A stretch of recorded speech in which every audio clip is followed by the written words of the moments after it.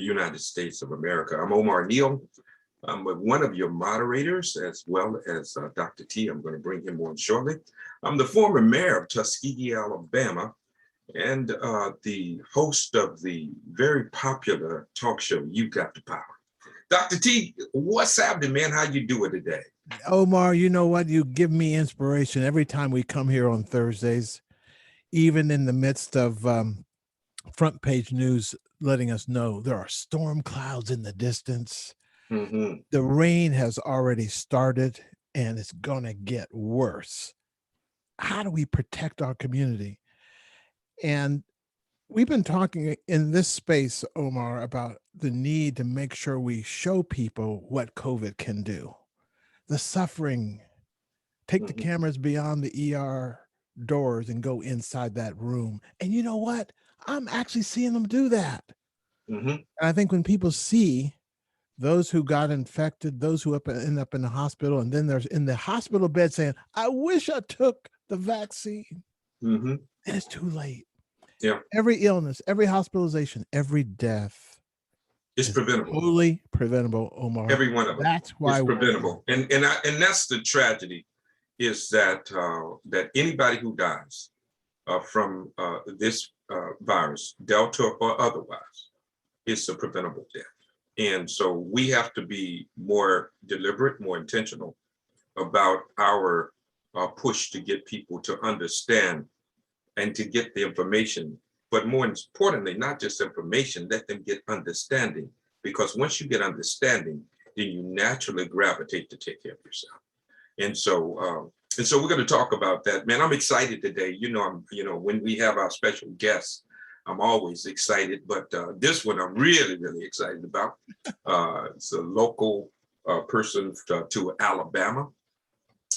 He has distinguished himself as one of the leaders in the area of the clergy.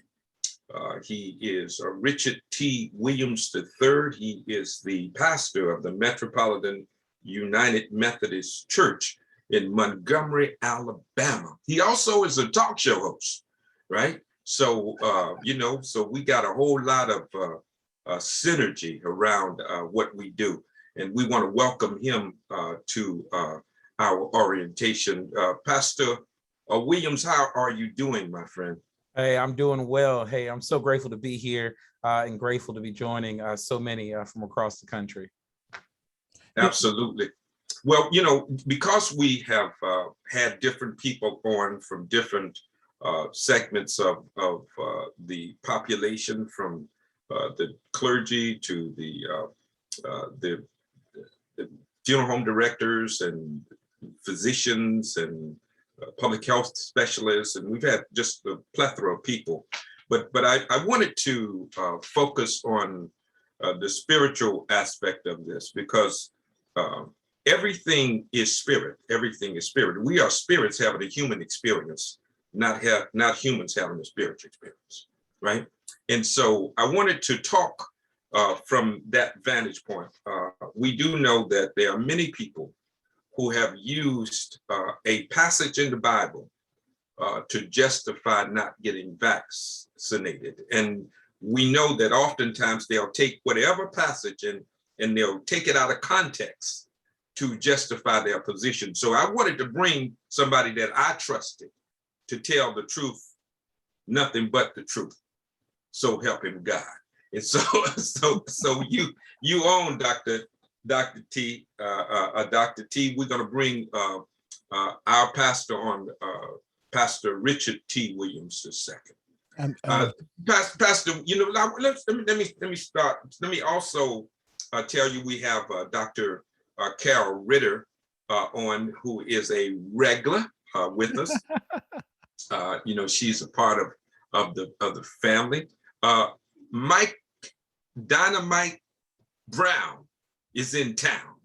They say moving like a wheel on your automobile, covering pretty ground in that DC town. That's Mike Dynamite. And then we have Chris Sherlock, who is not Holmes, but he show inspect just like that. you know, And he's on the ground, door to door, barbershops. He's just doing the same thing, going door to door, just like Sherlock Holmes did. That's right. so it's the same deal, you know. So I just wanted you to know we got Dr. Ruth Tuesday Cook is going to be coming on, joining with us as well. So I kind of want you to know the family here. You know, let me say that people are saying this. I remember growing up in going to a little church called Hickory Grove. It was you know, just a really small one-room church, and they used to sing a song. Pastor Williams, he used to say, "If we ever needed the Lord before," and they said Lord, right? Before, we sure do need him now. And I want to come from that perspective, but I also want to come from the perspective that you have truly exemplified, is that faith without works is dead. And so I wanted to have you just speak to us from the vantage point of what the church can do. You know, as you know, I'll end with this particular comment. As you know, in Alabama right now, the morgues are overflowing. The funeral homes can't hardly process the bodies. Even the crematories don't have enough space to run people to cremate them in Alabama. Today, there are 0 ICU beds available. So if a person has another illness that need attention, they cannot get in an ICU bed in the state of Alabama today. And so with that background and with that backdrop, Pastor Williams, talk to us about what you think we need to be doing. Yeah, and I think that, you know, that ICU bed scenario is just such a realistic one, you know, and the other part that I believe is just so necessary to share with others is that we currently have 40 individuals who are waiting for an ICU bed in Alabama. 40 individuals. That's 40 grandmas, 40 granddads, someone's dad, someone's brother, someone's sister, regardless of the situation, who is waiting to be able to get into an ICU bed. And so, you know, I know that many persons are trying these challenges of sorts, but I would really recommend that some people just need to sit their behinds down and use their creativity in other fashions, because we've reached a space where I don't know if there was ever a game that could be played, but this is definitely not one that can happen. And so for myself, you know, I serve at Metropolitan, and we have a campaign that's in the background called Why Not Us.live. And that was really a frustration response that while we were experiencing during the pandemic, people could not get groceries literally in the grocery stores in Alabama. And so we found that was an issue. And so we started, you know, we turned some parking lots into food pantries and started ensuring that those vulnerable populations were able to get food. And last year alone, we served 19,000 households and moved 70 tons of food just from one location. And I learned how to drive a forklift in the back because they didn't teach me how to do that at Morehouse, nor when I was online to be an alpha. They didn't teach me how to drive a forklift. And so from that experience, you know, I learned a lot, and I learned that we were able to feed those individuals starting with the church budget of $0, because it's not about how much money you have. It's really defined by the condition of your heart. And so where my heart is in a space is, it says that persons need to be educated, and we need to give clear information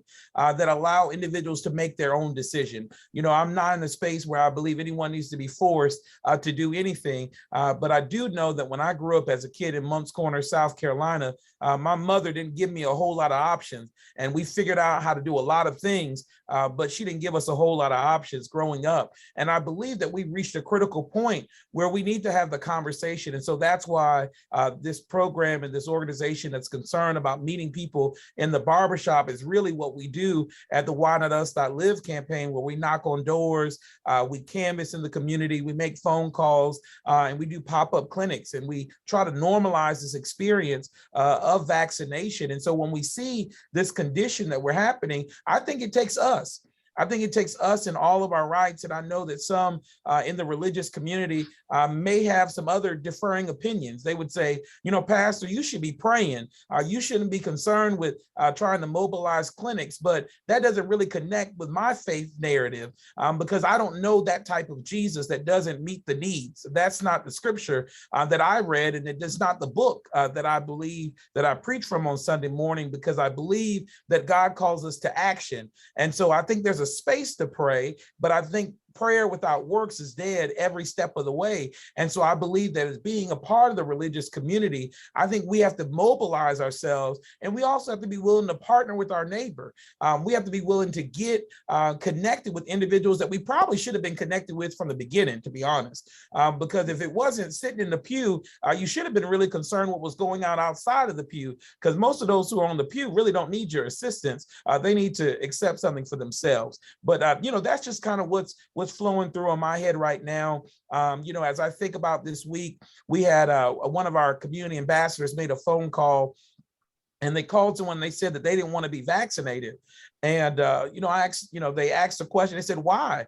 And they said, well, because I want to be tested first. You know, you have to be tested first before you get vaccinated. And I said, you know, when does that make any sense? You know, did you get a test before you got your chicken pox vaccine? Did you get a test before you got your flu test? And let's go to your smoke detector that you put in your house. Did you test it first before you installed it? I mean, you know, did you test your airbags in your car? You know, let's use some sense. Let's be realistic to this process. And so do you need a test? No, you don't need a test. And so we were able to have that dialogue. And I'm just so happy to report not only one person was vaccinated, but from one phone call and from the time of being able to have that dialogue, 7 people were vaccinated in that one household, because someone is always connected to somebody else. And so I think it's just a time where we need to have that dialogue. And so shout out to all of the barbers, all of the stylists. You know, I think it's almost time for me to get back in the shop. You know, shout out to Boo Man right here in Montgomery. You know, I got to shout out to my barber, Boo Man at Heritage Barbershop. So because that's the spot that takes care of me on a weekly basis. And so I'm gonna let them know that I came to this space. Absolutely. You know, you mentioned something that makes all the sense in the world, and that is the need for collaboration. That we can't do this by ourselves. We cannot operate in silos and fiefdoms, right? We got to find a way to collaborate. And one of the things that I've seen, and this is dubious, is that many of the churches are divided. They are not united. How do you get people to work together in the midst of a crisis, in the midst of a pandemic? Well, I'll tell you, when you see 40 people in Alabama waiting for a hospital bed, for an ICU bed, and they having funerals on Sunday, and folks still won't work together, you know, there's some folks saying it's just not going to drink the water, and that's okay. I think at this stage, we have to work with those who are willing to have the conversation and have the patience to allow someone to be able to change their mind. Because what I've seen organizations that refuse to work with us. You know, they said we don't want to get in this vaccination kind of thing, but it's something about when someone they know dies. It's something about when someone has a cough and that cough turns into a ventilator, that all of a sudden something quickens in their spirit. And for some reason, they open themselves up for a dialogue. And so what I believe that we really need to do is we need to keep trying. You know, we need to keep knocking on the door, keep making the phone calls, and create conversations and being willing to listen. Because I think the core piece, the reason why people won't work together is they don't feel heard. I think the beautiful thing, I think Stephen Covey says it best. So he says create a win-win situation. And so all of our events, all the activities we do, we try to create a win-win experience. So we might need to do the electric slide. No one may not need to do a sermon, and we might just need to have a band and have the jump castle and let some people get some vaccinated, and then tell the people who want to pray and lay hands to go do that in their car. You know, I mean, it's a time where we just have to do some different things, and it's nothing against no one's formal religious training or what they may feel is necessary. But, you know, if I'm going to a boxing match, I'm sure enough not going to wear my swimming trunks. So I'm going to make sure I wear the appropriate attire for the battle at hand. And as we are in this pandemic, pandemic, I think we have to make sure that we're dressed and we're prepared mentally and physically for this test. Yes, sir. You know, we're dealing, go ahead, Dr. T, you want to chime in? I just want to thank Reverend for his insight and observations. And I want you to know that in these Hollywood squares, we have some stars out there who are doing exactly what you're saying, using their space, their influence to have what? Conversations, not manipulate people, not pitch people, not sell people, but have a conversation. And the barbers and stylists are masters at that. And so I want to acknowledge Brother Fred Spry. Fred, you're out there. Fred's a member of the team, one of our core. Hey, Fred, what's going on, man? How you doing, fella? How you doing, brother? How you feeling down there? Everything's wonderful. If you do both of them for Fred, you don't just, hey, you have to do both. So, you know, I love you, man. Fred, bro, for real. Because if they're not cutting, they're not working. And so the other thing is to recognize the important role they play as business entrepreneurs. And so we have the Small Business Administration that's going to come next week and talk about how they can get access to relief loans based on this pandemic.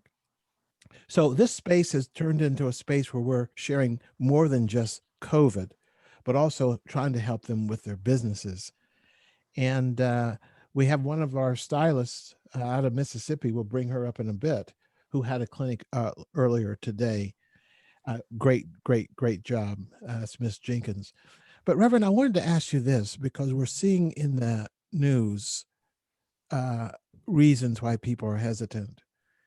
And now it's moved even beyond what's my personal body and my liberty. Now it's moved, the goalpost is moved to, well, I'm a person of faith and I believe that I'll be protected by the blood of Jesus. Now I may have that part wrong because I'm not. No, that's what they say, man. That's what they say. Yeah. What is the response to that as a member of the clergy? Yeah, and I want you to put it, Pastor Williams, I want you to put it in the context of the conversations that would happen in the barbershops. You know what I mean? Not the conversation. Put it where the cows can get it. Yeah, it's gonna be real close to you. So you know what, every time I'm in that position where someone asks me the question, I ask them, what do they do if they're on fire? If you were on fire, what are you supposed to do? And they normally respond, they'll say, stop, drop, and roll. There you go, Mike Brown. That's what I'm talking about. I'm gonna have to go sit in his chair. See, they know that one. Yeah, stop, drop, and roll. And then my second question is always, how do you know? And they always say, because a fireman, or when I was a kid, someone, was teaching us and they told us that you should stop, drop, and roll. And then my third question is always, well, have you ever been on fire? And they normally will respond, no. But I said, but you believe that you should stop, drop, and roll. And they said, yes, because it'll make sure that I'm not on fire. Well, I say that's the same exact conversation to have with those who want to use their faith in that way. I think faith can be used in a multiple facets in multiple different ways. And if you use it in the wrong way, it can cause some problems.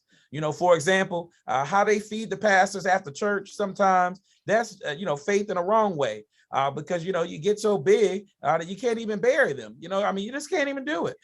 So you have to be able to care for yourself. There are ways that faith can go wrong. We've seen cults and other ways that people can use different triggers in different spaces, not for understanding. And I think we just have to be very realistic and be authentic and honest with individuals to allow them to say the same way you take other precautions, the same way you protect yourself is the same way I'm doing this. And if you're a barber, the same way that I'm going to use that barbicide and I'm going to spray these clippers and you're not going to let me use the clippers from the other person on your head because you don't want to have a ringworm or whatever it may be. These are the type of realistic conversation we need to have because we need to bring it down to people's level and let them know that we take safety precautions all the time. We do necessary things. When we get in our car and put on a seatbelt, I haven't met one person yet that intentionally goes in their car and turn off all the airbags and say, just in case on this ride, I'm not going to want any airbags to inflate I'm just going to take and ride faith all the way through. I have not met one person that's done that yet.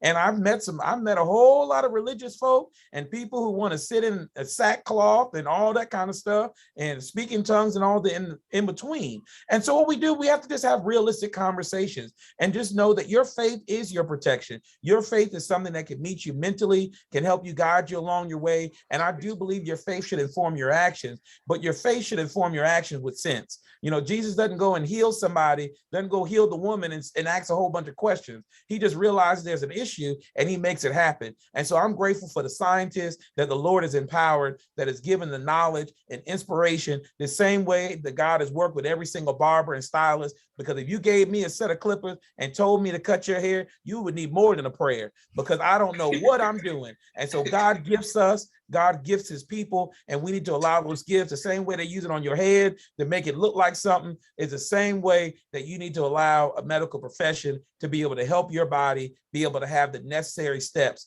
to be able to respond to COVID-19 in your body. Wow. Amazing. Amazing. Let's do this. We do this every you know, we gonna feel like passing the plate, but that's okay. Let's do this. This is something we do, Pastor Williams. We ask people how you feeling, because we want to kind of get a general feel for how people are feeling. So if there was one word, one or two words that could best describe today, right now, how you feel, what would that word be?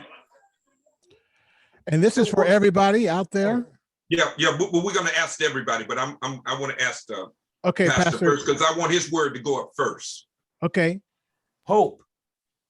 Okay. And for the rest of you, we'll just take 60 seconds. Just type the word in. Don't hit return in the chat. Just type the word in. A word space, a word space, a word space. And then I'll do a countdown and we'll hit return all together. That will be our word cloud waterfall. And staff. So the word that's best describe how you feel right now, put it in the chat, and don't hit return yet. Just put it in the chat, and at the same time we're going to hit return, and then we're going to see how we feel collectively when the word cloud comes up. And Mr. Mayor, I wanted you to know that Terry Branch is in the house, and hey, Sandra Jenkins is in the house. Absolutely. So how you doing? So we'll be calling on you a little bit about your experiences out there. Okay, here we go. We're going to count down from 5, 4, 3, 2, 1. Hit return. And we got a team back there that's going to build that cloud. Now, as we continue to talk, and you have other words that come up, go ahead and share those, and we'll add those to the cloud as well. So, Omar, you asked the pastor to put it where the cows could get it. The analogies he used, the examples he used. Dr. Ritter, that's what we need when we're talking from the medical to the lay person. We don't have the good analogies. We're using medical terms instead of terms people understand in their daily life. Do you know this, Dr. T, and Pastor Williams can attest to this? Jesus spoke in parables. He spoke in stories, right? And I think people that resonate with people. I think we become too academic in trying to reach people in this conversation. We need to be real with people, and we need to use language that they understand. You all have who have been in the medical industry or in the public health industry, y'all kind of been in an esoteric conversation, right? But now we have to take that conversation to the masses. So you got to take it to the masses in language that the masses understand. And that's where people like Pastor Williams and other radio personalities and media personalities that we never reached out to touch, right? Never really talked to, right? Never really engaged, to be trusted messengers to disseminate information to the masses. And that's something we need to do. I want to talk a little bit, Pastor Williams, and the reason why I'm going to do that because Pastor Williams has to leave early. And so I'm trying to get all of the juice I can get out. When I know he got to leave, so I'm gonna get every little bit I can get out of this brother before he get out of here. That's what you call it, Pastor. I want to talk about the media, right? Because we have to figure out a way to reach the masses through the mass media, right? Either social media or the radio or print media or something. We have to be able to leverage the media in more creative ways. I want you to speak on that for me. Yeah, I think that is definitely a core area because what we're noticing is that media is really guiding the behaviors of individuals. You know, people make decisions off what they're going to do off between Instagram and social media and all in between. And so I think one space is by having platforms like this where those who inform those who are influencers. Each barber and stylist, I'm sure they got at least A, B, and a C list celebrity that they cut, or somebody that, talks on Instagram all the time and they are expert about everything. I think this is where you create conversation that you allow them to know that their platform can do more than maybe just fill up a club or, create a space for them to move forward. And if their space is to fill up a club, you should just let them know that if their folk ain't vaccinated, they're not going to be that many folks coming to their club anyway, because they won't be alive.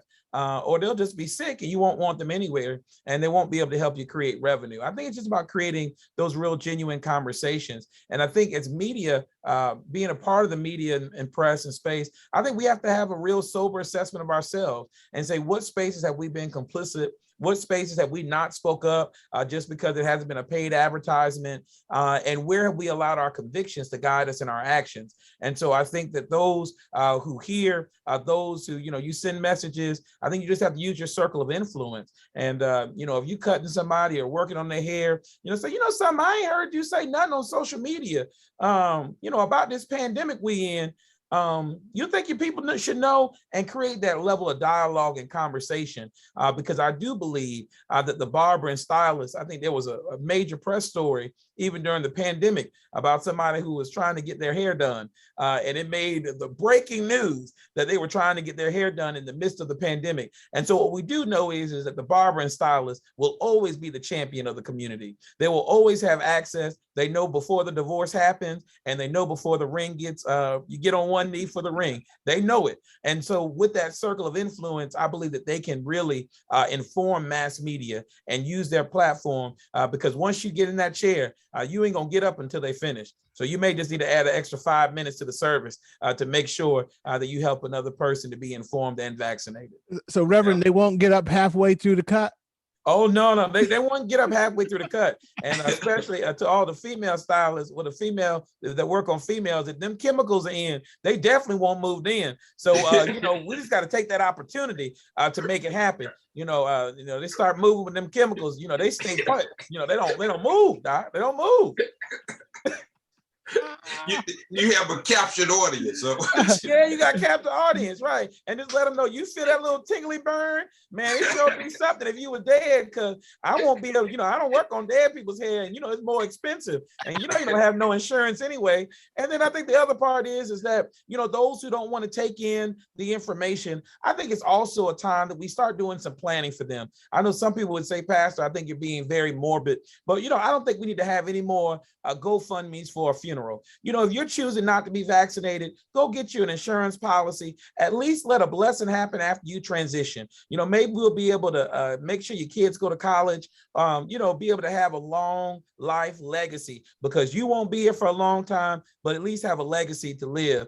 Because some people are just not going to drink the water, and that's fine. But I do think that it shouldn't hurt our community. It shouldn't hurt our families, because what's happening to our community and what's happened to our family this week alone, I saw one gentleman who refused to be vaccinated. He was put on a ventilator. He died today. He left 5 children without a father, but he was also the breadwinner of the household. So now those 5 plus that one mother all lived in one house are now going to have a different experience. So if you're not going to make the necessary decision, let's at least inform people, go ahead and get you a good old insurance policy, go and make a few payments, and at least allow your family members to have a long life legacy so they can remember you. And we can at least have the house paid off. Boo Boo and all of them can go to college, or if they want to become a stylist or an entrepreneur, they'll have some seed money to get started, and we'll be able to move life and be able to move forward. We will grieve, but we will move past it, because we cannot be in a place where we cause generational harm to our families and to our community. We need individuals to be strong, we need them to be healthy, and we want them to live, because when we all work together, we have a collaboration that's so much better. You know, when you talk about it from that vantage point, it makes all the sense in the world. Over 640,000 people have died from COVID. That's 640,000, like you said, brothers and sisters and fathers and mothers and grandmothers and grandfathers and uncles and cousins and friends. We have 640,000 people have died. And the last people that have died from the point of maybe March of this year to now, every one of them was preventable. And so I think it's important that you are that blunt and straightforward to let people know, if you're not going to do it for yourself, at least do it for someone else. You know, in fact, you know, Pastor, and I want to say that because I'm looking at the clock for you as well. If you got to love somebody to understand that there's a difference between personal health and public health, right? When you get vaccinated, you are not just getting vaccinated for you. You're getting vaccinated for your family. You're getting vaccinated for your community. You're protecting people around you. You have to love somebody other than yourself. I want you to talk from that vantage point, Pastor. Yeah. I think that's just such, I think what we're seeing right now is that we're seeing the condition of our hearts, where it's an I conversation instead of a we narrative. And I've never seen someone fight a fight with one finger, but I've seen them use a fist many of times. And so I think we're in a space where we must have that level of collaboration, and where we also have to think well of our neighbor, that they're worth it, that maybe our gentle inconvenience on having a sore arm for a day or two, or maybe not feeling like they could run a mile, knowing good and well they don't run a mile anyway, that they may not feel like that they're able to do that because of a side effect or some sort, the possibility of that, because we know a host of those who don't have any side effects at all. And so we must care about our neighbor. And I think it's just such an important part that if we are going to really be brothers and sisters, and if you are part of the Christian tradition, and you are to say that you are, you're part of the Christian tradition, and you may say, hey, I believe you're my brother, you're my sister. Well, if you are, if I was on fire, would you tell me to stop, drop, and roll? If you had a bucket of water and you were able to put out a fire for my home, would you do that for me? And the same way that I would want to show that same love to my neighbor, or to help my grandmother up the stairs or down the stairs, I want you to do the same thing around vaccination. Are there conversations that need to be had? Yes. Are you not confident right now? That's possible, but let's not stop there. Let's take the opportunity to do the necessary work, because not only is your life important, but there are people who are dependent upon you. And when we do that, we're able to see a world of a difference. I see Brother Thomas there. You know, it was Booker T. Washington, when you made me think of the finger versus the fist. Booker T. Washington, in his speech in Atlanta,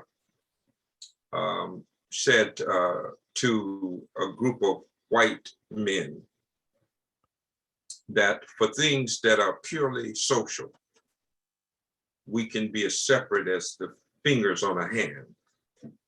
But for mutual progress, we can be closed as a fist. And I think that applies now with the politicization of a pandemic, where people who find themselves in some political camp are deciding not to take care of themselves and their families and their community by not getting vaccinated, because somebody in your political party say that is not what we need to stand for.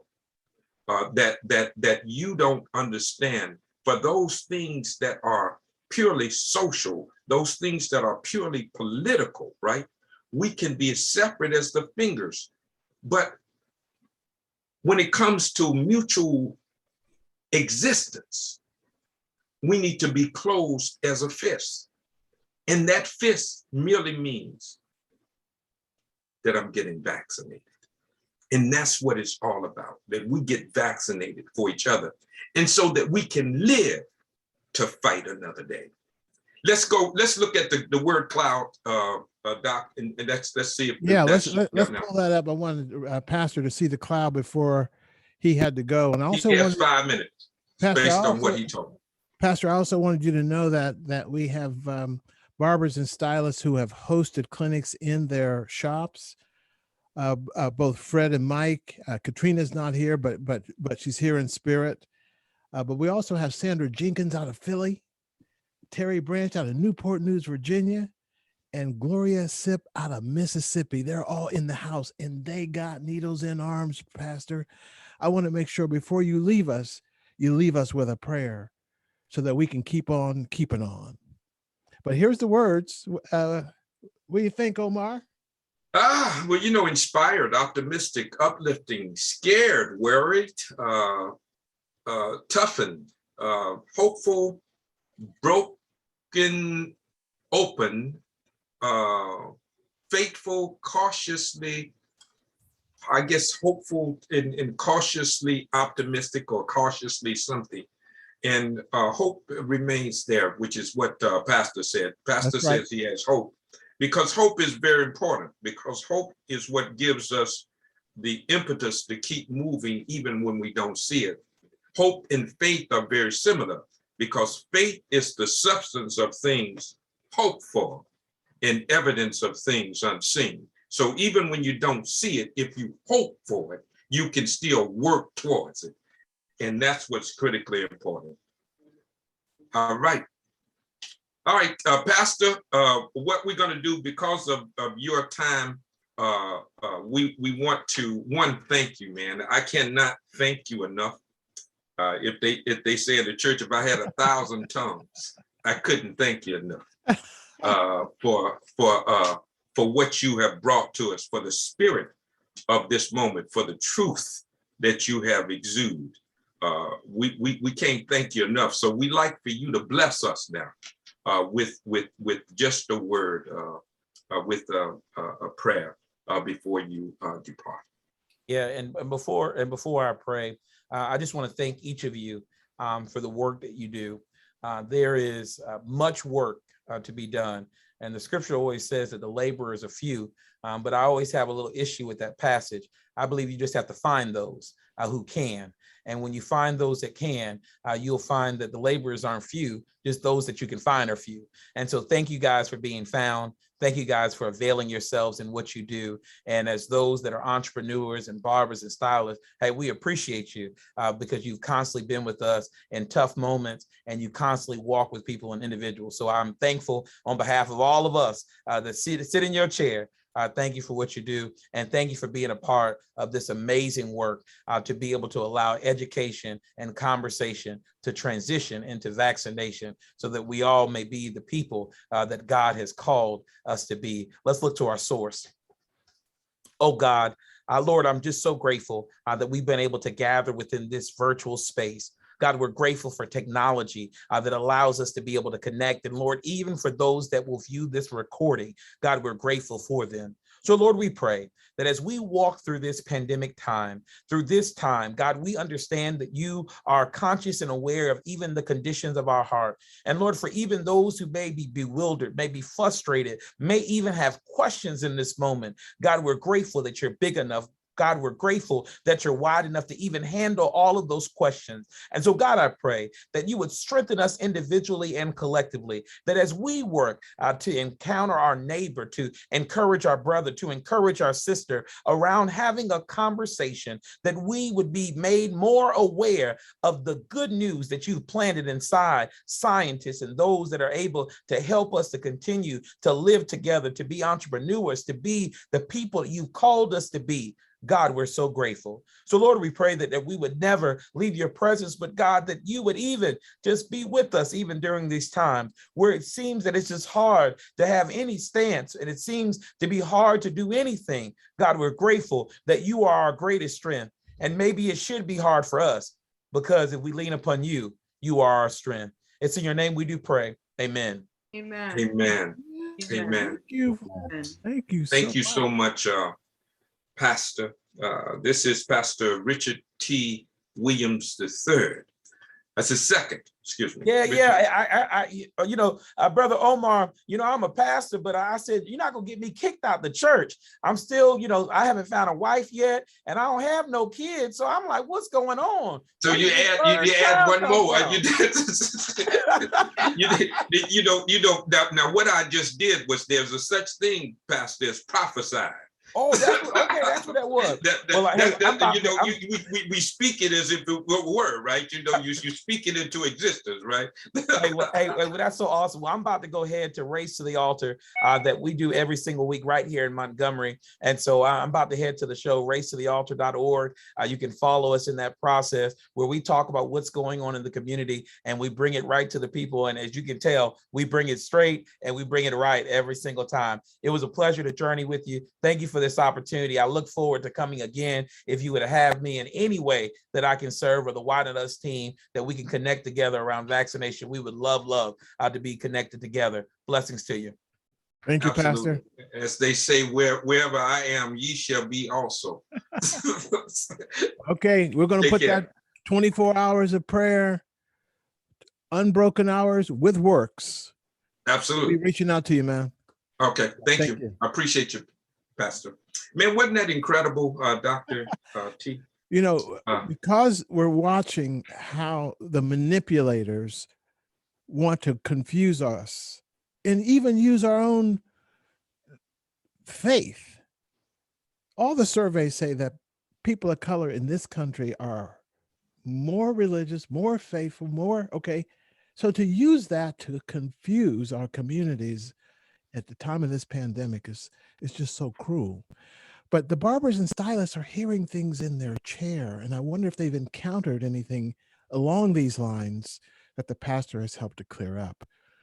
So let's go to Terry Branch. I mean, can you imagine Mississippi is doing their thing? Come on, unmute yourself, Terry, so we can hear you, as they say. We want to hear your voice. Hi, hey, Terry, how are you doing? We're so excited to have you, Sandra.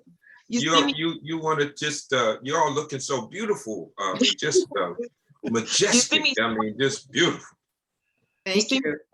You see me squinting. I can't see because I don't have my glasses on, but I refuse to miss this tonight because I had such an amazing time this past weekend. And I'm so excited about sharing with you guys how my event went. Oh my God, I'm still on a natural. Okay, hey, Miss Terry, you start from the top. And there may be people here who don't know or they know the name of your shop. You start from the top, and I'm gonna bring your flyers up while you're talking. Go ahead. Okay. So my name is Terry Branch. I'm here in Newport News, Virginia. Well, I actually live in Hampton, Virginia, but my salon is in Newport News, Virginia, and it is Perfect Styles Beauty and Barber Salon. I've been a stylist for over 30 years. I'm like 600 years old, and I'm just excited to share with you guys about how this event went. I've had so many people asking us to do it again. So many people asking us to, there it is. Yay. You were awesome. Oh my God. Absolutely. Let me tell y'all. That's beautiful. I don't even think it's enough time for me to talk to y'all about this event. Because let me tell you, the news covered it. They called me at the last minute, like, can you get on the news? And everybody know I'm a social butterfly. So I was excited to share it there because I felt like people were watching. And then once they saw that, I'm a big influencer. I do a lot. I have more than one business. I have 5 businesses, and this is just one of them. And I have people that have known me for years. I know people that have met me recently, and it really touched my soul to hear this older lady sat in a chair after getting her vaccine and come to tears and say, I'm so glad you did this. I had to walk away. I walked away because I'm a big crybaby. And when I tell you, people been coming to me that didn't make it, saying, when are you going to do it again? The health department asked me, can we do this again? I said, of course, of course. So when I tell you, oh, I know I'm all over the place, y'all. I'm just so excited. No, be you. Just let it Be flow. you. Let it flow. Yeah, we want you to be you, Terry. Be you. So many people to come back. The rain almost tried to put a damper, but it didn't. I had ladies that volunteered that were dancing in the rain with umbrellas, telling people to come over. We had our host, he works in my other company, Playdate Hampton Roads here. We have a franchise entertainment company. He's one of our dopest DJs, and he used his voice. He used his lungs to put that voice out to make our events the bomb, right? But this man caught COVID and destroyed his lungs. He had to have a double lung transplant because of COVID. He's one of our great friends. And he was in the hospital. He was covered on the news about that too. He was in the hospital and now he has to take 40 pills a day, every day, the rest of his life as a result of COVID. He can't lift more than 20 pounds. My son is a dental assistant. He caught at work, but he's young, he's fit. You know, it didn't bother him that much. It was like, he was dizzy for a couple of days. One of my clients, her brother passed. He was 50 years old. So I had all three of them as my advocates. So people can come and see somebody young, somebody older, somebody that's a man, a woman. They can see who went through this and how it affects, because my customer, she's a lady, but it affected her even though she didn't have it because she lost her brother. And I think about my mom who has heart problems, my brother who's diabetic, and he tests COVID patients every day at work. My sister works in medical. My son, my youngest son, working in dental. He's in people's mouths every day, working. I said, stop playing with this thing. Stop it. My oldest son made a very great point. He said, people say, well, it's not going to protect you all the way. My baby said, Mama, when the cop were out here, the bulletproof vest ain't gonna protect him all the way, but he ain't gonna say he ain't gonna put it on. Mhm. I love the analogies. I That's love the right. analogies. He said, Absolutely. no, Mom, these people are playing with it. He said, I ain't running the streets. My nephews and my sons, I'm so proud of them because for to be young, they're not letting anybody influence them to do nothing crazy. They call me the mass police at my shop because, see, we got a barber and beauty salon. So the guys, sometimes their clients try to walk through without a mask. I say, hey, get that mask. Put it right there.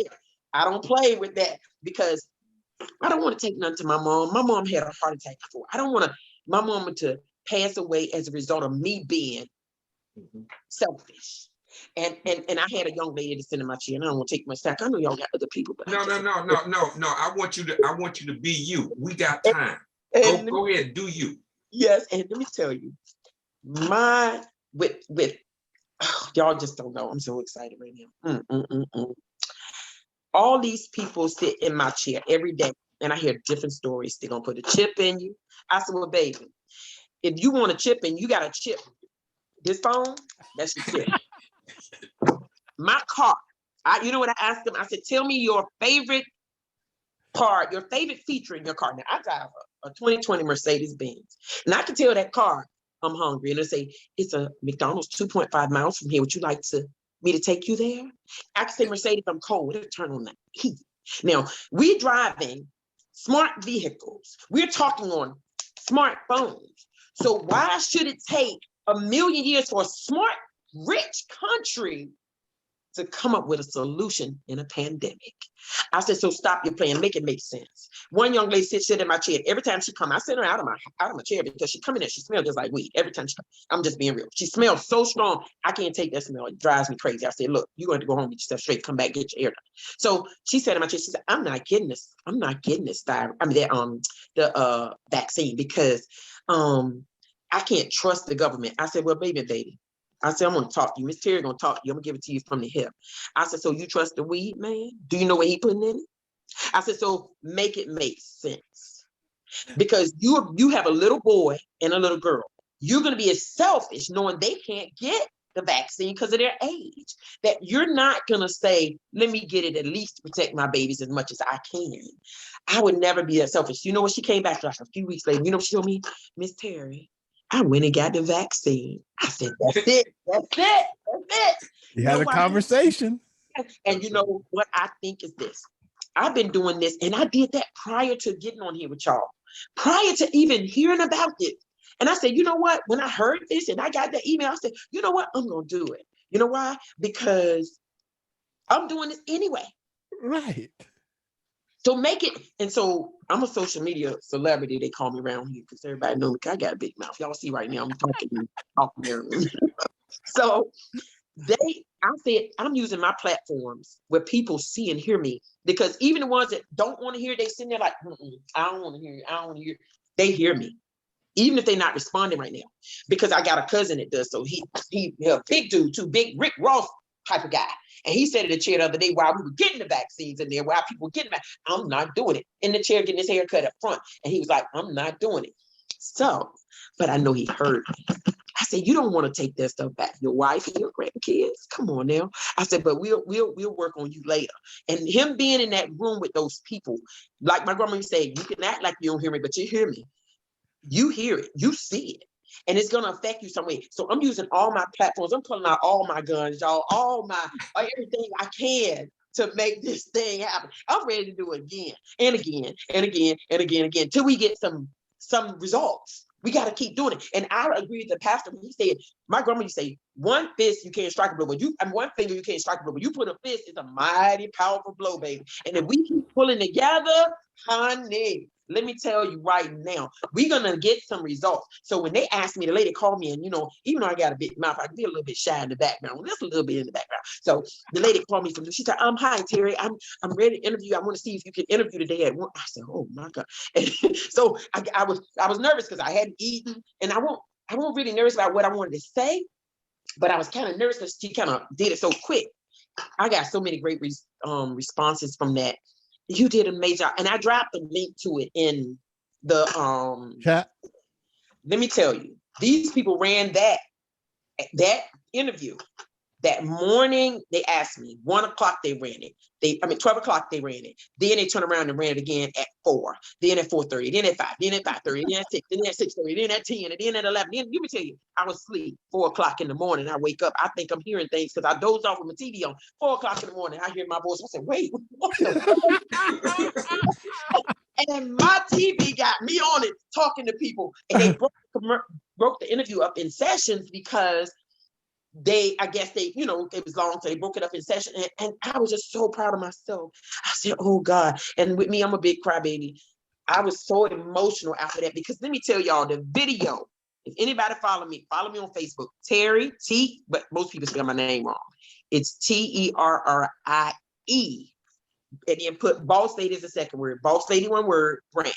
Look at that video with the health department dancing out of there. My business partners, some of our volunteers, everybody was dancing out of there to the music. We had the DJ outside, which is a young man I told you he had COVID. He hosted it for us, and you'll see that thing got so many. Like, I had to shut the comments off.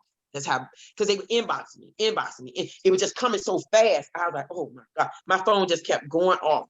But let me tell you, that feeling was a very great feeling to no idea what I need to see. I'm on the NAACP here in Newport News, and I'm friends with, I don't know y'all, well, I think he's friends with you guys. Mark Fisher is a friend of mine. I actually was doing hair at his funeral home for him as well. So we're really tight. Absolutely.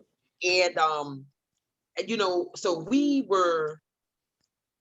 it was just amazing, y'all. It was just amazing. And I'm just ready to do it again. And I'm ready to just help some more people. It was so many people just coming by. The girls did not worry about getting their hair wet or nothing. They were out there dancing in the rain with the umbrellas, getting people to come up. Then the rain finally started dying down, but people just kept coming. People walking, driving, wheelchairs, whatever. They were just showing up, getting vaccines. And so we took pictures and did some videos and things like that.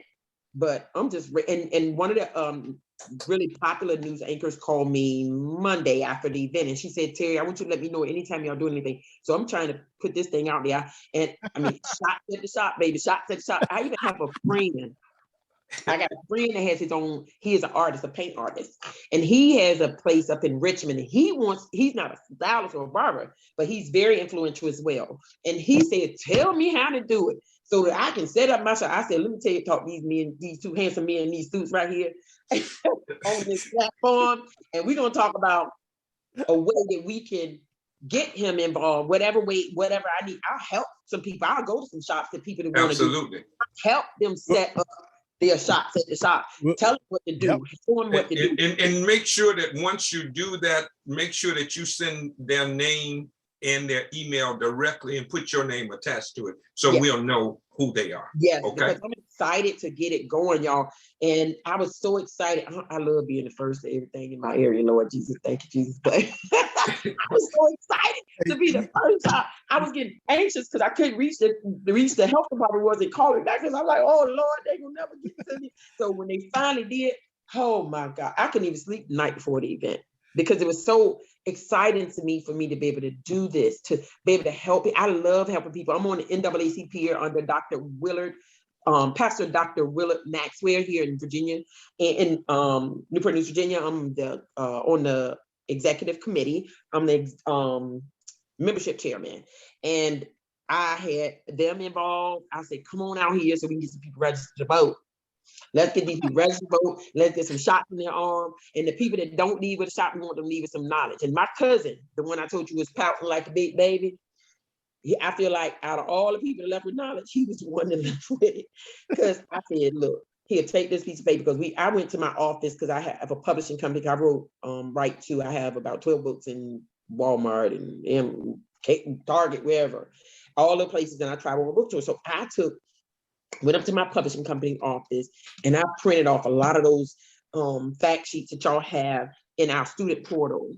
And me and my friend Sharon, she was a great help. She helped me fold the trifolds. We printed and folded for a long time at night because I refuse to not be a part and make an impact. And I said on the news, I said, if I get 10 people, I'm excited about that. Because that's 10 less people walking around here unvaccinated. You know, Miss Terry, your enthusiasm comes through, and you know what it means to save a life. Yes. You did. Woo. That's what you did. Thank you. And you're not alone. You were inspiring the next group. Mr. Mayor, we got Sandra Jenkins here. Yeah, absolutely. But let me say this. Let me pause because it's important to tell Terry how proud we are of you. Yes. Oh, We really are so very Let's give it proud. up. Give it up for Terry. Absolutely. Come on We are now. so proud of you. Thank you so Absolutely. much. Thank you for having me. Absolutely. You're an incredible person. You're an inspiration. Inspiration is merely to give life. That's what inspires. To inspire is to put life in, right? Yes. When you expire, that's when life comes out, right? So what you're doing, you are inspiring us by giving life to us. And I Thank you love so to get much. that genuine love, because it's in here. It's in here Right. first. And then I'm Right. putting this together and just giving it to somebody. Absolutely. So y'all, I'm in for whatever y'all. Sometimes I end up getting on late, or my publishing company, I don't know why, but the actual link will come up from my publishing company instead of my own personal Zoom. So I be trying to fix it so y'all can know it's me. But sometimes I'm running late getting on, but I still hear you guys. I'm inspired by each and every person on this platform because of them being here is important. It just them being here, even if they haven't did their shots in the shop yet, or they're preparing for it. It's just such a blessing to be a part of it. So I'm excited. Y'all just send me whatever. I don't care. I'm in for whatever y'all want me to do to help. Just help me. Well, this is a beginning, not an end. Absolutely. And we're going to deal with not just COVID, but That's we're going right. to deal with all of the other issues we have in our community. Amen. We're just creating the infrastructure for doing that. Amen. Hey, Sandra, how you doing, sweetie? Everything's good? I'm doing well. Good. Just sucking all this in. It's just awesome. It's fascinating, I have to say. I just want to really, really deep down inside thank Dr. Stephen Thomas and Omar for even coming up with this initiative, because this is the leadership that we need in our industry by far. And I cannot go without, mentioning my teammates at Salon Rejuvenate that are on this Zoom meeting tonight.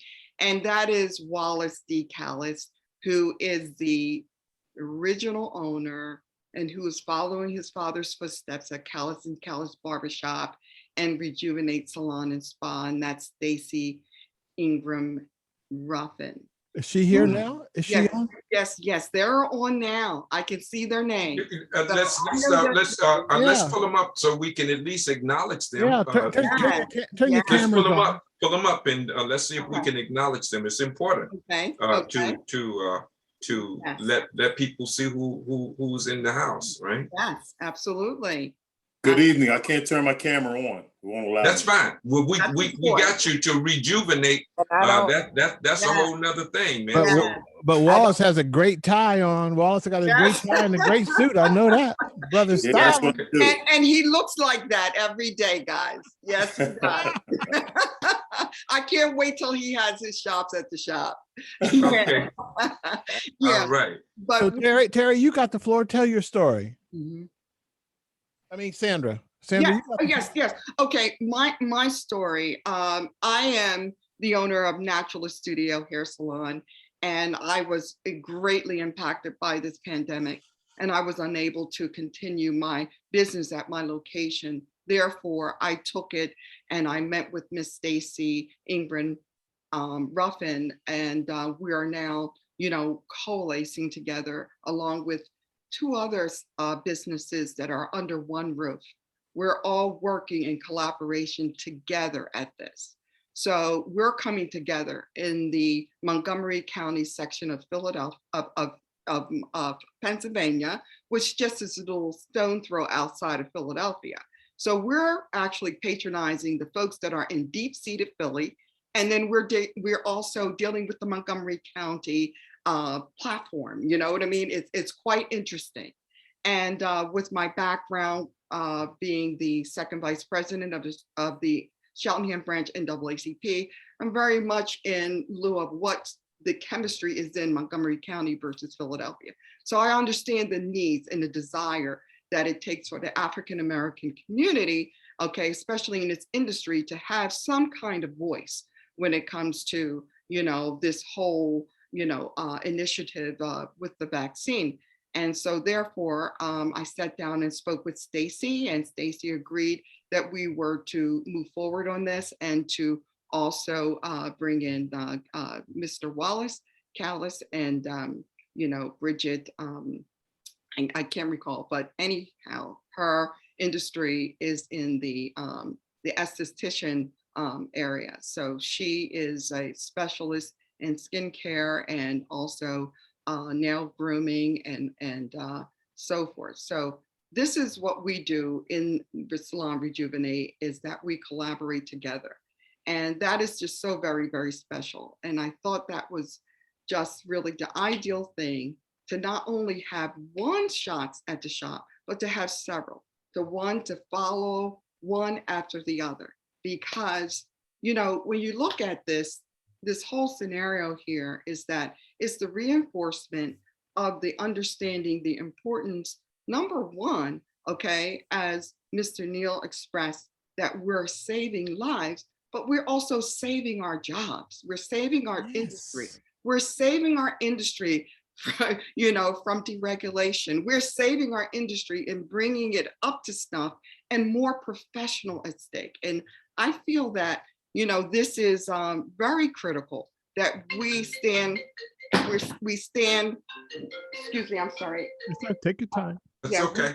That's okay. Yeah, we're stand in lockstep with each other every second of the way. So we are launching our first Shots at the Shop on September 13th. And this will be at Salon Rejuvenate at a Love it. We're excited about it. Absolutely. community. It's an also community. It's the Towers of Winco.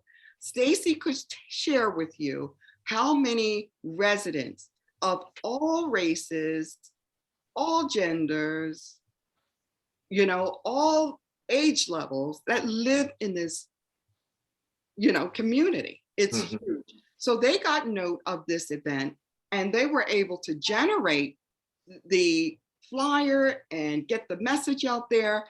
And right now we gathered maybe over 40 people are now who are registered And this is That's hasn't been 24 amazing. hours yet. It That's hasn't in been 24 advance. hours yet. Yeah, so we're looking at the 13th. So we have no idea how many people that are going to show up. Therefore, the county also has record of this information.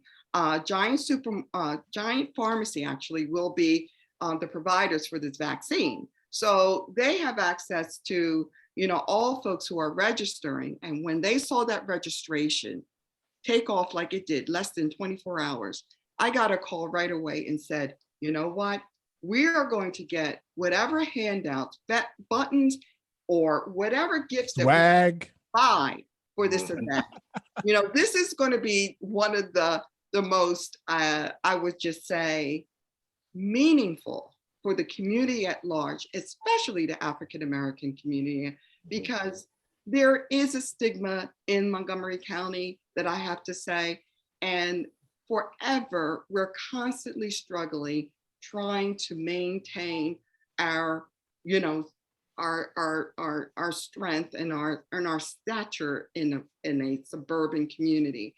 Therefore, with this Shots at the Shop, this elevates us, gives us a platform to set the tone, to know that we are abiding by the laws. We're doing what we need to do. We're doing what we have to do to keep our doors open. We have to feel comfortable every day with whom sits in our chair. And our clients that come to us, as we all know, as we experience today, that is so very true, Mr. Thomas and Neil, that they really trust us. They really trust our words. I'm getting emails, Facebook messages that, Sandy, hey, if there's not anyone that we trust, and that is yourself. And that just is so humbling to me. That means so much to me.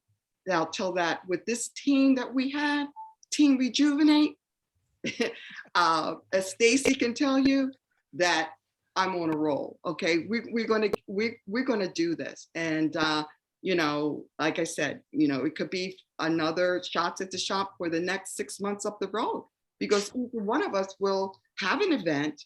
We will carry the torch. We will, piggyback off of each other, and we will, really set the tone for the community at large. So I'm looking forward to it. I'm saying again, thank you, thank you, thank you. And by all means, Terry, I just friended you on Facebook, so please accept my Hey, Absolutely. Yeah. I will. Thank you, Because Terry. I'm almost up to the Yes. maximum that I can have, so you're right on time. Well, Absolutely. I appreciate it. I really do, because I really would like your support. Yes, of course. Yeah, because this is still new for me, and I just want to make sure that Stacy, Delaney, Ron, and Bridget, and all of us, that we are on the same page, Yes. and that we will all be successful together, and will make a difference to the world. Okay, and I'll send you my phone number to your inbox as well. So that way, if you need to call me or whatever, we can stay connected, because I feel like God put us all in this space. Yes, for right. all of us. I'm excited. Mr. Mayor, Mhm. look at these powerful testimonies coming out of the field. And when Sandra said, we live in a county where we get marginalized, and this has lifted us up Yes. to recognize the role and the true value we add in our community. I was so happy to hear you say that. Thank you. Right. Thank you. Well, let me say this, that this has been so inspiring. We cannot, again, thank you, Sandra, and your team, Rejuvenate, enough for the work that you all are doing, both seen and unseen, right? It's important that that we acknowledge that. And I know we don't do things in anticipation of reciprocation, nor for recognition or show to the outside world. We know we are doing it for the right reason, but for us, it's important for us to let you know that your works are noticed and appreciated. Mhm. And so that's why we say thank you so Thank very you. much. Likewise. Absolutely. All right, we had, I know we have a couple of more. We got people Mississippi. on, at least, got Mississippi in the Wallace, house. Wallace, if you can't be on this thing, say hello to us and something, just say what's up and send me that tie. Now, Hey, Wallace. Good evening. good evening. How you doing? I'm doing all right. How y'all doing? Good. Tell us a little bit about you and what you're doing. Okay, well, I'm a barber by trade. My father started the business in Philadelphia in 1959. He cut hair from 1959 to 1999.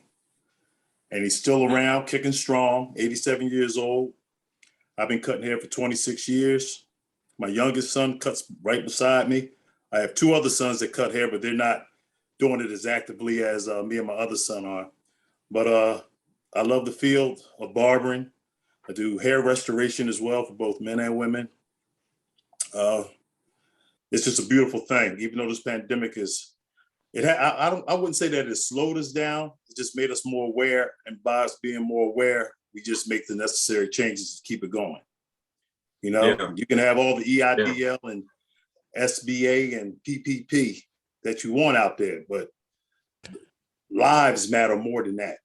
And that's what we're interested in. We have a great team at Rejuvenate Salon and Spa with Sandra and Stacy and the other staff members there. I mean, we're very cohesive. We work together well. Everybody respects everybody's space, and we get to the bag in there. We get to the bag, and we're going to hopefully get to the people also. Because we have a large community where we're at. So I think it's going to be a beautiful thing. Well, it is a beautiful thing already, man. And so thank you so much for what you're doing. Now, Sandra, is anything else, anybody else you want to bring to the stage? I mean, this is important that we recognize people. So anybody else you like to recognize? Yes, we have Stacy Ingram Ruffin. I see you, Stacy. There you are. Is that Rejuvenate Fitness? Goodness, yes. Yes. Hey. Hi, everybody. Hey, Just wanted to Hey, say, Stace. hey, Callis. We are Rejuvenate Salon Spa and Fitness. So we are in a community over 3,000 people that's in this one cul-de-sac.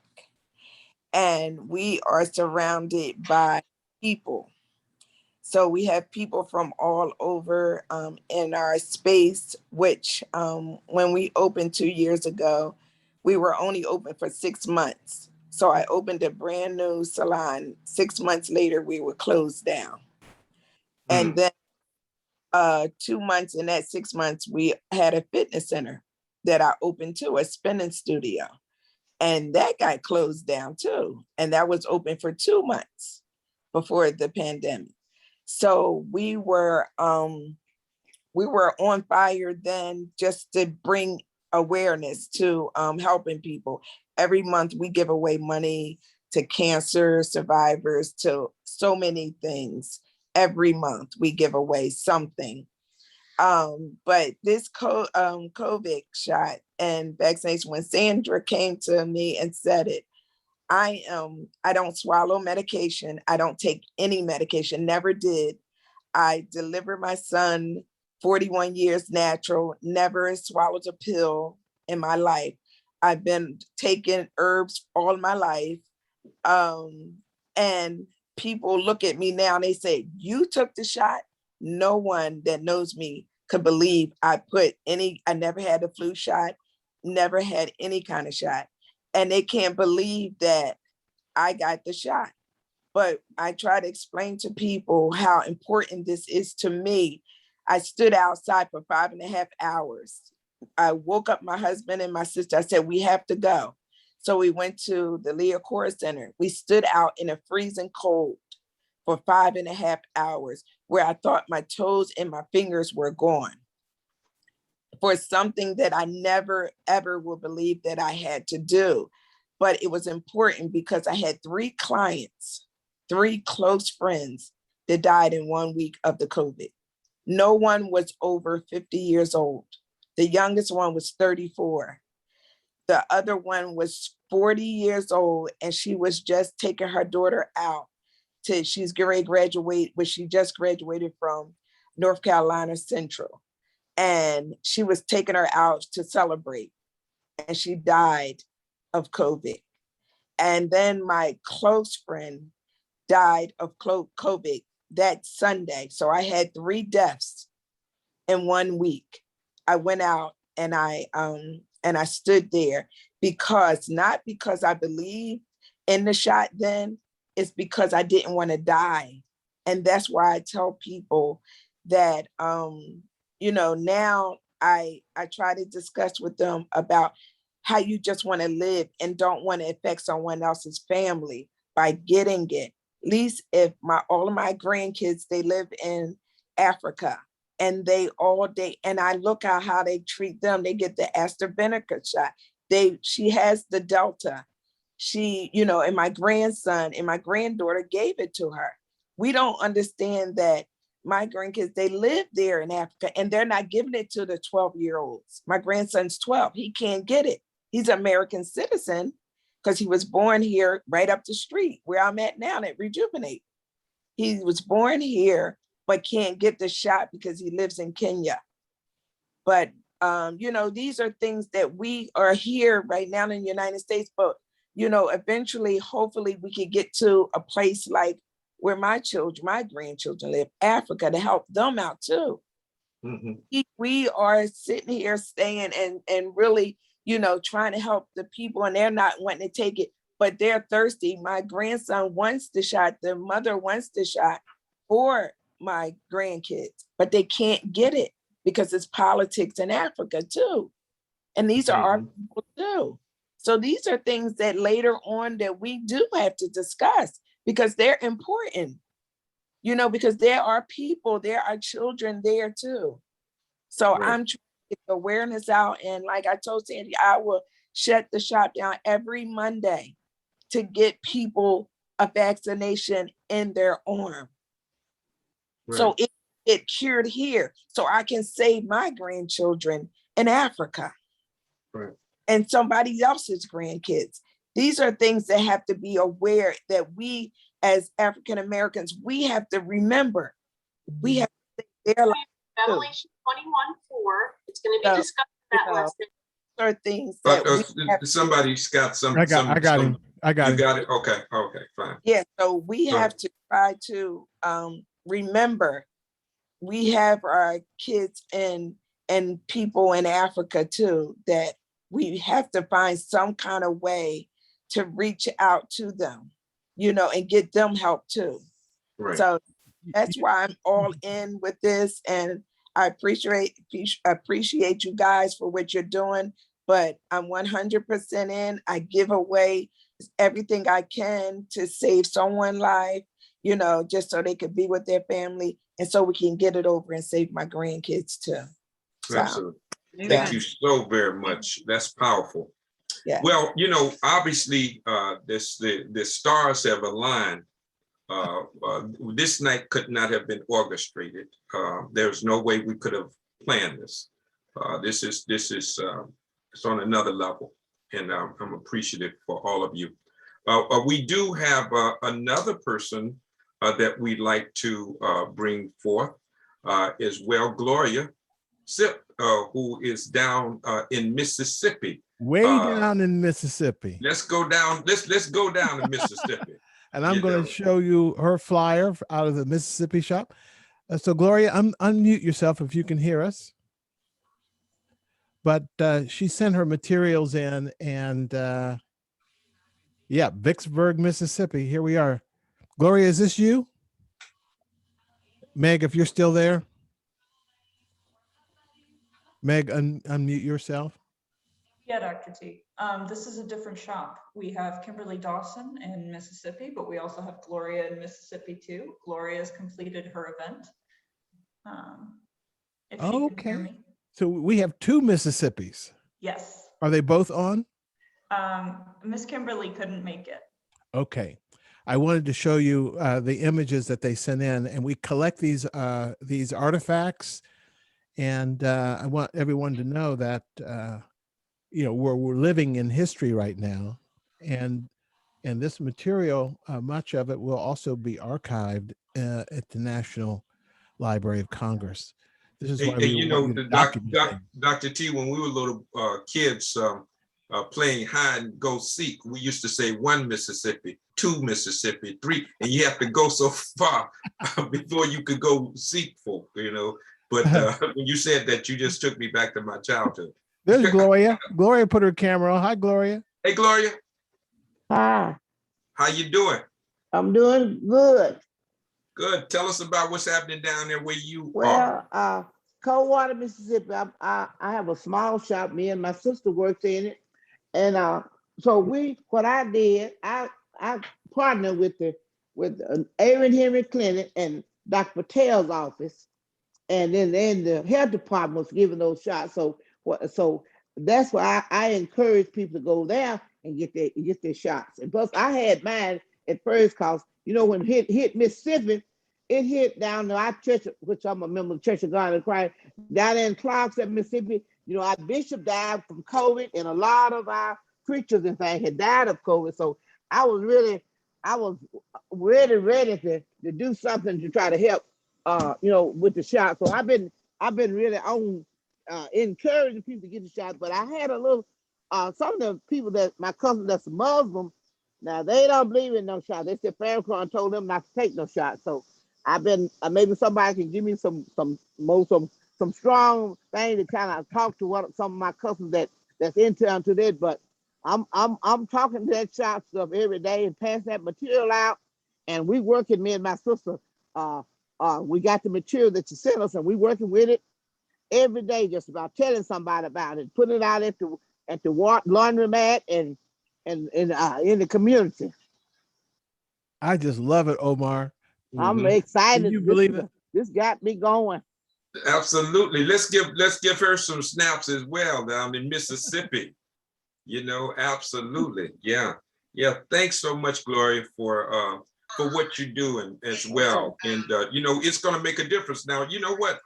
You don't have to curse the darkness. The only thing you have to do is shine the light, because all right, light and darkness can't occupy the same space at the same time. You got it? So right. You don't have to try to convince, just tell the truth as you know it with the spirit that you have.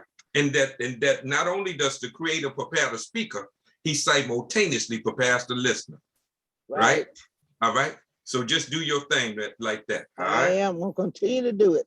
Absolutely. That's how we do that. Hey, Dr. T, do you know we got 8 minutes before we got to call it a day? And we've not heard from Dynamite Mike. He's got to say something. I mean, you can't be up there in your barbershop and don't bring greetings on behalf of all of the debonair people up in the DC area, And Mike is one of our lead barbers and a certified community health worker. And for the 10 years, when we first started the hair project, the first barber I met was Dynamite Brown. And we've been together for 10 years and have built this thing, and now it's the national model. Go ahead, Mike. You got the floor, brother. Hello, everybody. I'm just listening to the stories, and I'm just so fired up about how people just getting on board and hitting the ground running. And with us collaborating together, we're definitely going to put a dent in this hell no wall, because it's real strong. And it's sad to say that, this week, 2 of my customers alone, had come to me. They're on the hell no wall. I'm not taking the shot. Well, one of them, brother, has COVID, and he's in the hospital. And he said he ran to the hospital to see him. They wouldn't let him back, but he said his father told him it was like 15 doctors in the room. He's fighting for his life. So he has a different look about the vaccine. I didn't want to say anything to him then. It was too fresh, and I could see he was in pain. So I just shook my head, and I didn't tell him I told you so. I just prayed for him. And hopefully, like the next time he visits, I'm going to revisit that. And, hopefully his brother will have pulled through, or I will know then. But hopefully this will convince him to listen to the science about what's going on with this thing. It's very real. And we were saying 6 months ago, we're doing this. We're on this crusade to stop it from landing on your doorstep. But now it is. It's landing on your doorsteps, landing on the community's doorsteps that I serve. And it's disheartening to see that, you know, when they say no, and then I see them in so much pain. And you have to really, you know, put your Jesus on, you know, to have a heart, to have compassion, you know, because they were so, just like Dr. T said, you treat them with dignity and respect. And, you know, and trying to console him through his pain, you know, it was rough to deal with on hand, but, you know, it's just experiences that we do and the relationships that we have with our people, we grow to love them. So I was definitely hurting for him. And the other one of my customers, he caught the COVID. He was on the Hell No wall. Now he's going to get vaccinated, and he found out that he has cysts on his kidneys, and it was from the COVID, and it's hereditary in his family. His father had it and his grandfather had it, and he didn't know he had it, but the COVID exposed it. So we've been on the right path, you know. I think we're at the point now where it's landing on people's doorstep. We were saying we're trying to prevent it from it in our videos months ago, and now it's landing on the doorsteps. And just to be able to see it come to pass in your face is very humbling. It's humbling. It lets us know that we're on the right path with giving the information, and we just hope people start taking heed. That's all I got. Yeah, you know? that's powerful, Mike. You know, in fact, we are saving our own lives, and that's what this is about. And this is about literally saving lives, and not figuratively, right? Literally saving lives. And every person that you can convince to get vaccinated, you just saved a life, and you have to see it from that vantage point. So, you know, people talk about, you know, how many people. No. If one person gets vaccinated, then they have saved their life and the lives of other people who are around them.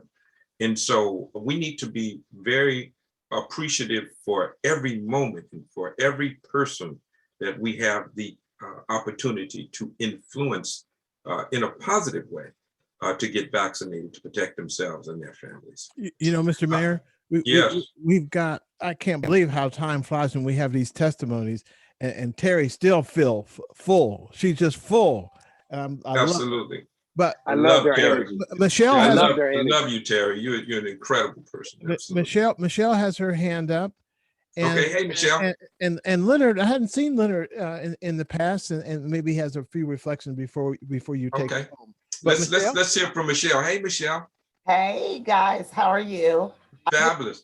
Say that Terry has inspired me. My event is this Saturday. Wonderful. Covered. Tell us where you are and the name of your shop. Oh, I'm sorry, Cincinnati, Ohio. Yeah, absolutely. The Hairport Barber and Beauty Studio. And this is phenomenal. I feel great. I was a little nervous. My event is this Saturday, and I had news coverage on Wednesday, and the school in my neighborhood have reached out to me. The recreation center will have food, we'll have a DJ. So I'm just inspired. Oh boy. Absolutely. Hey, Michelle, we are so proud of you. Absolutely. In Cincinnati. Absolutely. Cincinnati. Got a DJ too. I do believe that I was the only one in Ohio actually on this initiative. Well, we'll look in the database and see if there's any other Buckeyes. I was born and raised in Columbus, so I know where you are. Yes. And, and we'll see. Look what we've done. This Hollywood Square, this pandemic has brought barbers and stylists together across all the competition you guys have with one another. And we brought you together as one. That's how we make a difference. Yes. Thanks Terry, for accepting my friends. Terry, I'm going to call Facebook and tell them they need to give you another 5,000. Yes, I'm always Make it on my acceptable. gas. So Absolutely. Omar, we got Leonard here. Hey, Leonard. Hey, man, what's going on? Oh, he just turned his camera off. Leonard Hall. Back on. Unmute yourself, brother. Unmute yourself. Before we close out. There you go. There you go. Okay. This is my first time on, gentlemen. Like I said, I'm trying to learn how to do this Zoom thing, so just overlook me. No, brother. You got it. Listen, I'm coming out of Little Rock, Arkansas. All right. Wonderful. Little Rock. Yeah, I'm coming out of Little Rock, Arkansas. The name of my shop is Fresh and Tight Styles. And like I said, this is kind of new to me, but we down here trying to do the same thing on this end. I'm trying to learn how to do this Zoom thing to trying to lock in with you guys. But I'm trying to get better to set up my shots at the shop on this end. We just now getting everything together. And that's why I want to kind of log in with you guys tonight. Good. Who's your Trying to clinical see how partner? this thing is unfolding. Who's your clinical partner? Dr. Leonard? Greenfield. Dr. Greenfield. Oh, wonderful. Dr. Greenfield, he's in the health department here at Little Rock. And Very so good. we're trying to put this thing together. Right now, it's kind of all new to me. I'm trying to just kind of get the information so I can start trying to put the shots in the shop together. Right now, we hadn't put that together just yet. So, like I said, it's kind of new to me, guys. I'm just trying to learn right now. Okay, listen. Well, you're doing a great job, fella. And on Wednesdays, we do one-on-one. We'll bring a group of barbers and stylists in a room just for them, and do a walkthrough. We can do that with you as well. Okay. And then help you fill out all the other forms and different things. But I'm just so glad you're here. And look what he said. He's learning how to use this Zoom. We are Exactly. bringing our community into the 21st century, people. This pandemic has a silver lining on it if we look at it. Right. And Omar, There's a blessing and a lesson in everything, Dr. T. there know you that, go. right? You know, you got to Yes, take us sir. home, buddy. You gotta take Absolutely. us home. Well, you know what? Let me say this again. I mean, time has already, it flies when you're having fun. I want to do this. I want to do something that I don't normally do. I want to take us home by saying one thing, and it's only 2 words. Thank you. That's all. That's good. I don't need to come up with some clever, poetic, linguistic montage of something. I don't need to do any of that. Today, I just have thankfulness in my heart. Grateful for each of you for what you're doing, both seen and unseen. So I'd like to leave you with that, just those 2 words. Thank you. You're welcome. And as always, That's good. these 2 words. Remember that I love you with a perfect love. But more importantly, remember this. You got the power. You got the You power. got the power. All right. Bye-bye. See you next week. Now bring some friends. Bye-bye. Absolutely. Take care. Bye-bye.